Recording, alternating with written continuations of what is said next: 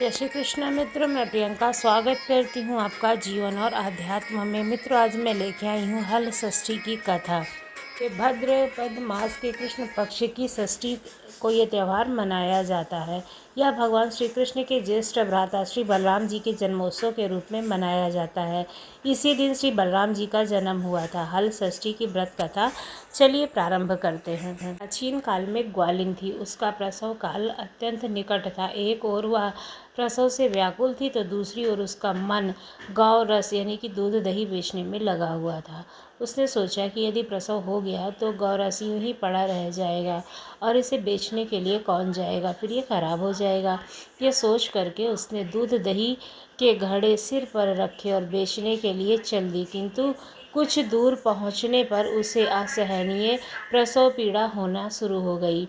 वहाँ पर झरबेरी की ओट में वह चली जाती है और वहाँ पर एक बच्चे को उसने जन्म दिया और उसने अपने जन्मे हुए बच्चे को वहीं झरबेरी के पेड़ के पास में छोड़ दिया और पास के ही गांव में वो दूध दही बेचने के लिए चली गई। संयोगवश उस दिन हल षष्ठी का व्रत महिलाओं ने रखा था और महिलाएं भैंस का दूध खरीदना चाहती थीं। तभी वह ग्वालिन गाय भैंस के मिश्रित दूध को केवल भैंस का दूध बचा करके उन सीधे साधे गांव वालों को बेच देती है। उधर जिस झरबेरी के नीचे उसने बच्चे को छोड़ा था, उसके समीप ही खेत में किसान हल जोत रहा था। अचानक उसके बैल भड़क उठे और हल का फल शरीर में घुसने से उस बालक की मृत्यु हो जाती है। इस घटना से किसान अत्यंत दुखी होता है, फिर भी उसने हिम्मत और धैर्य से काम लिया।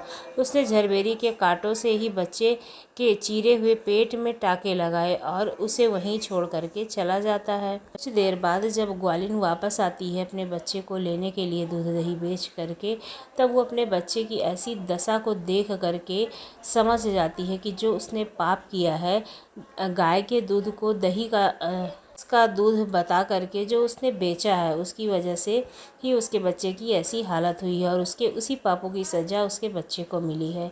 यह सोचने लगी कि यदि मैंने झूठ बोल करके गाय का दूध ना बेचा होता और गांव की स्त्रियों का धर्म भ्रष्ट ना किया होता तो मेरे बच्चे की आज ये दशा ना होती। अतः मुझे लौट करके सब बातें गांव वालों को बता देनी चाहिए और अपने पापों का प्रायश्चित करना चाहिए। शायद मेरी संतान मुझे वापस मिल जाए।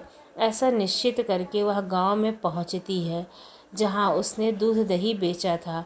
वह गली गली घूम करके अपनी करतूत और उसके फलस्वरूप मिले दंड का बखान करने लगती है। तब स्त्रियों ने धर्म स्वभाव धर्म रक्षा और उस पर रहम खा करके उसे क्षमा कर दिया और आशीर्वाद दिया।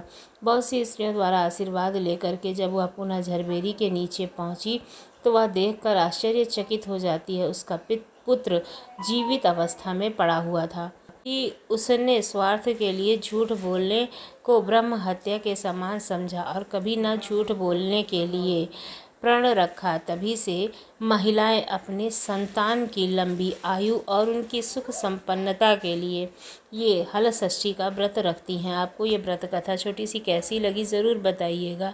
अगर अच्छी लगी हो तो हमारे चैनल को सब्सक्राइब करना ना भूलिएगा। धन्यवाद।